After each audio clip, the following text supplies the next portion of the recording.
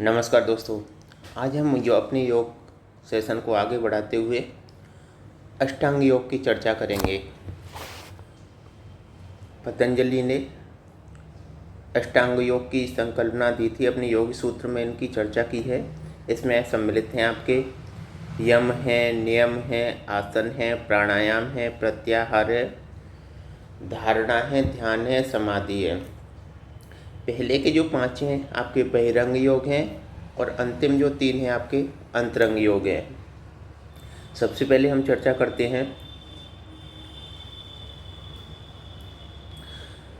यम, जिसका अर्थ होता है सामान्यतः आत्म संयम। यम अर्थात आसंयम, जिसका अर्थ है परहेज करना या बचाव करना। क्या है दोस्तों? परहेज करना या बचाव करना। यह सामाजिक एवं नैतिक अनुशासन या संयम का प्रतीक है। इसमें व्यक्ति अपने चित्त को सभी प्रकार के बुरे कार्यों से बचाता है। पतंजलि ने 5 यम बताए हैं। पहला है आपका सत्य, अहिंसा, अस्तेय, अपरिग्रह और ब्रह्मचर्य। सामान्यतः जैन दर्शन, बुद्ध दर्शन और महात्मा गांधी जी ने भी इनकी चर्चा की है। सत्य का अर्थ है सत्य का अर्थ है मन की शुद्धता, मन, विचार, शब्द, कर्म में सत्यवादी होना। ये क्या है? सत्य है। और कभी असत्य न बोलना। अहिंसा है मन, वचन, कर्म से किसी को शारीरिक और मानसिक क्षति न पहुंचाना तथा नकारात्मक भावनाओं जैसे घृणा है, क्रोध है, ईर्ष्या है, से दूर रहना। ये क्या है? आपकी अहिंसा। आगे है अस्तेय। अस्तेय का अर्थ है चोरी ना करना। मन, वचन, कर्म से किसी वस्तु को ना तो चाहना और ना ही प्राप्त करना। अपरिग्रह होता है, इसमें इंद्रिय सुख के साधनों एवं धन का अनावश्यक संग्रह ना करना। अर्थात जितनी आवश्यकता है आपको उतना वस्तुओं का उपयोग करना है और उनके बाद में आपको उन्हें दान कर देना है। इसी से ही गांधी जी का ट्रस्टीशिप सिद्धांत निकला हुआ है। ब्रह्मचर्य, इसमें चारित्रिक संयम व यौन इच्छाओं पर नियंत्रण किया जाता है। यौन इच्छाओं को उत्तेजित करने वाली वस्तुओं का उपयोग न करने पर इसमें बल दिया जाता है। तो ये हैं दोस्तों हमारे 5 नियम। अब हम चर्चा करेंगे नियम की। नियम है सामर्थ्य, आशोधन या व्यक्तिगत अनुशासन भी कहते हैं।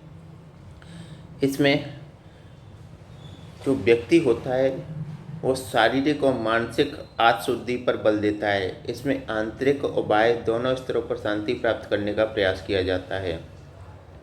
नियम आपके 5 हैं। सबसे पहले सोच है, संतोष है, तप है, स्वाध्याय है और ईश्वर प्रणिधान है। सोच के अंतर्गत व्यक्ति की सफाई या शुद्धता पर बल दिया जाता है, जिसमें आंतरिक शुद्धता और बाह्य शुद्धता दोनों सम्मिलित होती है। बाह्य शुद्धता के अंतर्गत आप अपनी जो दैनिक क्रियाएं सुबह से शाम तक वो करते हैं, जैसे नहाना, धोना और ब्रश करना इत्यादि इसमें सम्मिलित हैं। और आंतरिक में आपकी षटकर्म क्रिया सम्मिलित हैं। जो षटकर्म क्रिया हैं जैसे नेति है, धोती है, नौली है, वास्ती है, त्राटक है और कपालभाति है। नेति के अंतर्गत नासिका की सफाई की जाती है। इसमें आपकी जल नेति और सूत्र नेति 2 सम्मिलित हैं। धोती के अंदर आप आहार नाल की सफाई करते हैं। नौली के अंदर आप पेट की सफाई करते हैं विभिन्न आयाम आसनों के द्वारा। वास्ती के अंदर बड़ी आंत की सफाई की जाती है। त्राटक के अंदर एकाग्रता विकसित करना और कपालभाति के अंदर मस्तिष्क की सफाई की जाती है। तो ये हैं सोच, यानी बाह्य शुद्धता हो गई और ये आंतरिक शुद्धता हो गई। अब चलते हैं हम संतोष की तरफ। मन में संतुष्टि रखना, अनुकूल और प्रतिकूल परिस्थितियों में उचित साधन ही अपनाना, न कि अनुचित। ये है हमारा संतोष। तप है आपका लक्ष्य प्राप्ति में आने वाली विपरीत परिस्थितियों का सामना कर निरंतर आगे बढ़ना, मन, वचन, कर्म से पवित्रता का अभ्यास करते हुए इंद्रिय विजय प्राप्त करना। ये है आपका तप। अब है आपका स्वाध्याय। स्वाध्याय में मनुष्य का ईश्वर के साथ संबंध स्थापित किया जाता है। इसमें ज्ञान प्राप्ति और विचारों में शुद्धता के लिए उत्तम ग्रंथों का क्या किया जाता है, अध्ययन किया जाता है। अगला है आपका ईश्वर प्रणिधान।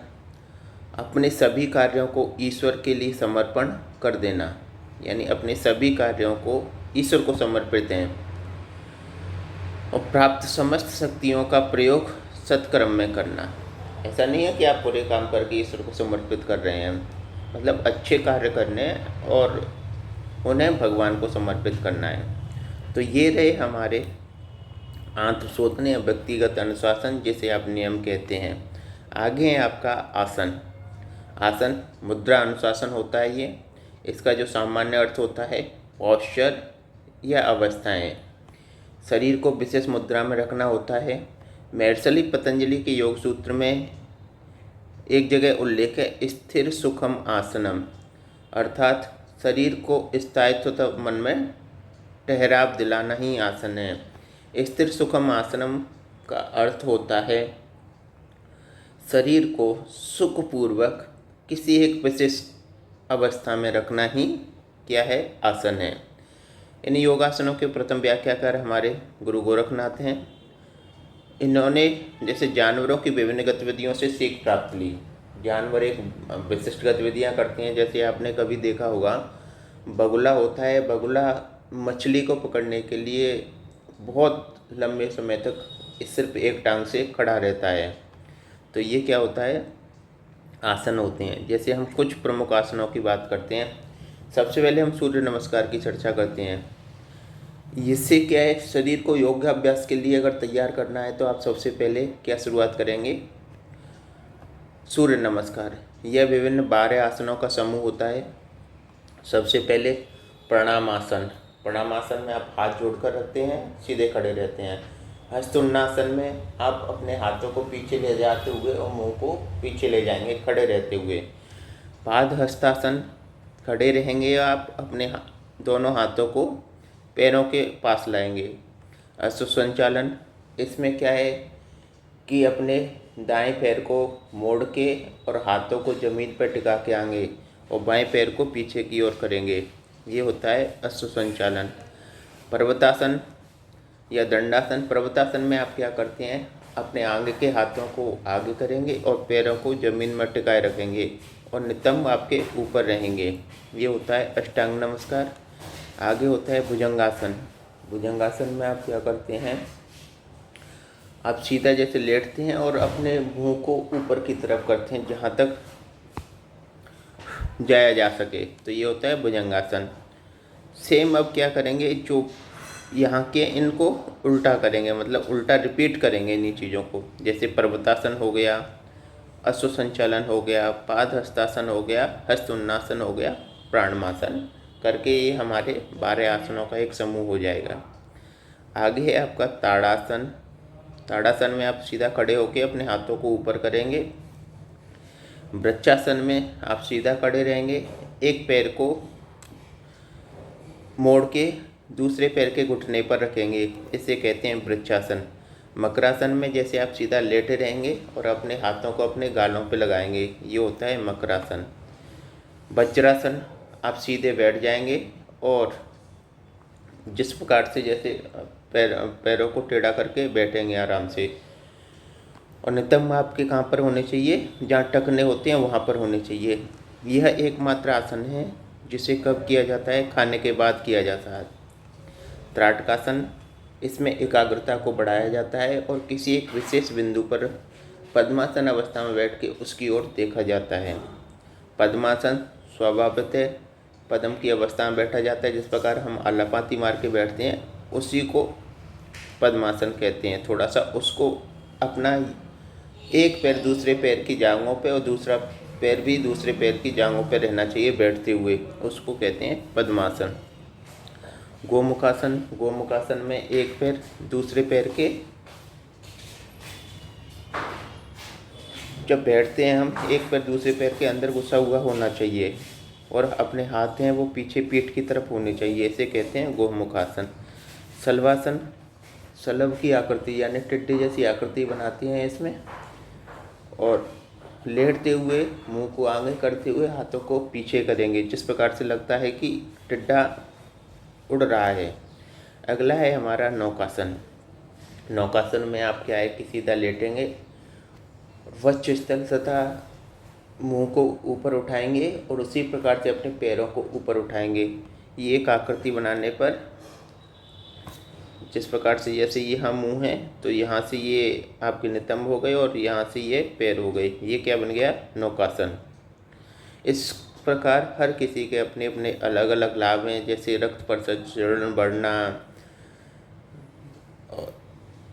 लंबाई का बढ़ना, और जैसे डाइजेस्ट सिस्टम का अच्छा होना, ये सभी अपने अपने अलग अलग आसनों के लाभ हैं। एक अन्य वर्गीकरण है जिसमें आप क्या कर सकते हैं, जैसे पीठ के बल लेट कर किए जाने वाले आसन, खड़े होकर किए जाने वाले आसन, बैठ कर किए जाने वाले आसन और पेट के बल लेट कर किए जाने वाले आसन, ये सम्मिलित हैं। खड़े होकर जैसे ताड़ासन है, वृक्षासन है, पादहस्तासन है। बैठकर में वज्रासन है, गौमुखासन है, पद्मासन है आपका। पेट के बल लेटकर किए जाने वाले मकरासन हो गया, शलभासन हो गया, भुजंगासन हो गया। पेट के बल शवासन है, चक्रासन है, मत्स्यासन है। ये हमारे कुछ आसन हो गए। अब हम नेक्स्ट सेक्शन में चर्चा करेंगे प्राणायाम, प्रत्याहार, ध्यान, धारणा और समाधि। धन्यवाद दोस्तों।